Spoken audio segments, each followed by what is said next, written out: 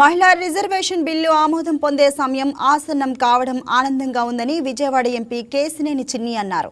తన గురించి సాక్షి మీడియా తప్పుడు వార్తలు ఇస్తుందని అందుకే న్యాయ పోరాటం చేస్తున్నట్లు చెప్పారు.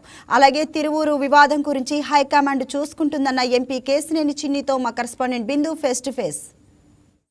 చట్టసభల్లో 2 కీలకమైన బిల్లులు ప్రవేశపెట్టనున్నారు. దానిలో కీలకమైన బిల్లులు మహిళా బిల్లుకు సంబంధించి మనతో పాటు మాట్లాడడానికి విజయవాడ ఎంపీ కేశినేని శివనాథ్ గారు ఉన్నారు. సార్, చట్టసభలో బిల్ పాస్ కానుంది, దాని మీద ఏం మాట్లాడారు?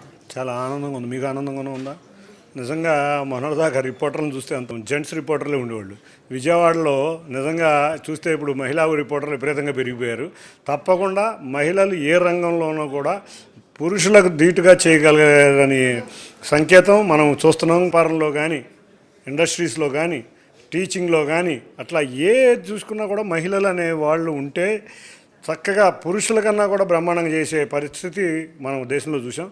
కాబట్టి ఇటువంటి మహిళలు కనుక రాజకీయ రంగంలోకి వస్తే ఈ రాజకీయాలు చెత్త అనుకునే ప్రజలు పోయి చక్కటి రాజకీయ సంస్కృతి వచ్చి రాజకీయాల్లో కూడా ఒక నూతన వరవడి వచ్చి తమ కుటుంబాన్ని ఏ విధంగా క్రమశిక్షణగా చూసుకోగలరో మహిళలు ఆ నియోజకవర్గాల్ని చూసుకుని దేశ అభివృద్ధిలో ముందుగా ఉంటారని తప్పకుండా మహిళలందరికీ ఈ బిల్లు ద్వారా చక్కటి అవకాశం రాజకీయాల్లో కూడా ఇస్తున్న గౌరవ ప్రధానమంత్రి నరేంద్ర మోడీ గారికి, ముఖ్యమంత్రి నారా చంద్రబాబు నాయుడు గారికి ధన్యవాదాలు. ఈ లిమిటేషన్కి సంబంధించి దక్షిణాది రాష్ట్రాల్లో ఉన్న వివాదాలకు సంబంధించి ఏ బిల్లు తెచ్చినా ఏదో ఒక వివాదం ఉంటానే ఉంటుంది. కానీ ఆ బిల్లులో ఉన్న అంశాలను పరిశీలించకుండా మనం మాట్లాడటం రైట్ కాదు.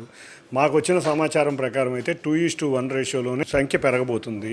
కాబట్టి దాంట్లో వచ్చే తప్పేమీ లేదు. ఉత్తరప్రదేశ్లో 2 ఉన్న చోట 1 పెరిగితే తమిళనాడులో 2 ఉన్న చోట 1 పెరుగుద్ది, ఆంధ్రప్రదేశ్లో 2 ఉన్న చోట 1 పెరుగుద్ది. కాబట్టి అటువంటివి కనుక వస్తే ఇబ్బంది ఏమీ రాదని మేము అనుకుంటున్నాం. టోటల్ డీటెయిల్గా వచ్చినాక మీకు వివరిస్తాం. అసలు తిరువూరు సమస్య ఏంటి సార్? మనీ తీసుకున్నారని ఆయన ప్రతిసారి ప్రెస్ మీట్ పెట్టి అంటూ ఉంటున్నారు. ఎక్కడైనా టీడీపీ వర్సెస్ వైసీపీ అంటే తిరువూరులో టీడీపీ వర్సెస్ టీడీపీ అన్న ఆరోపణలు కూడా వస్తున్నాయి సార్. అది అధిష్టానం చూసుకుంటున్న డెసిషను.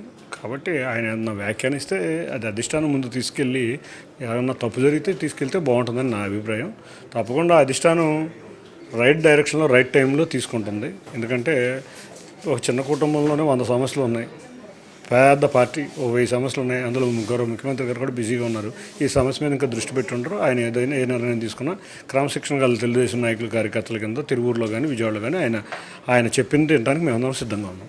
ప్రస్తుతం మీ మీద కూడా సాక్షి పత్రిక మిమ్మల్ని టార్గెట్ చేసి స్టోరీస్ రిలీజ్ చేస్తున్నారు. అవి దాని మీద ఏమంటారు? అది ఒక రోత పత్రిక.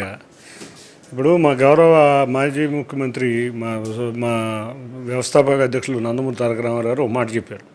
ఒక మంచి పని చేయాలంటే 1000 అవరోధాలు వస్తాయి, దాన్ని దాటుకుంటూ వెళ్ళాలని. అదే ప్రిన్సిపల్తో నేను ముందుకెళ్తాను. ఈ సాక్షి లాంటి రోత పత్రికలు రోత రాస్తూనే ఉంటాయి.